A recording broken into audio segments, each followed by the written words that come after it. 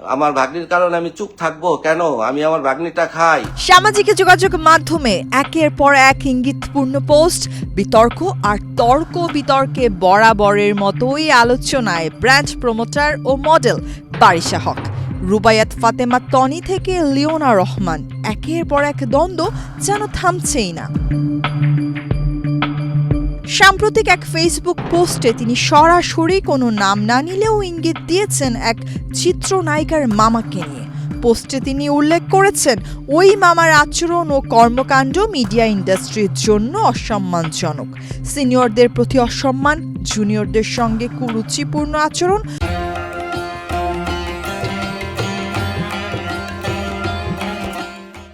সব মিলিয়ে বারিশা জানিয়ে দেন তারা আর ওই মামাকে মিডিয়া কলিগ হিসেবে মেনে নেবেন না।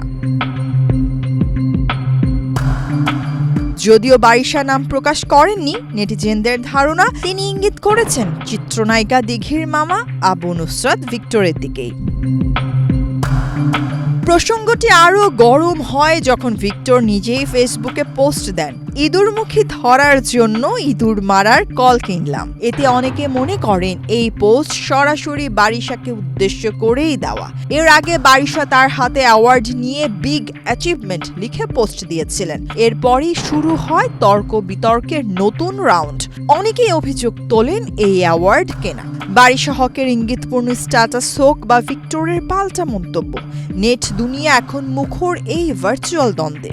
যদিও বারিশা কিংবা ভিক্টর কেউই সরাসরি একে অপরের নাম উচ্চারণ করেননি, তাদের পোস্টের ভাষা এবং টাইমলাইন দেখে নেটিজেনরা মজা নিচ্ছেন, আবার অনেকে সমালোচনা করছেন। এই দ্বন্দ্ব থামবে নাকি আরও নতুন অধ্যায় শুরু হবে, সেটি এখন দেখার বিষয়। আপাতত সোশ্যাল মিডিয়ায় মিডিয়া মামা বনাম ব্র্যান্ড প্রমোটার ইস্যুই আলোচনার কেন্দ্রবিন্দু।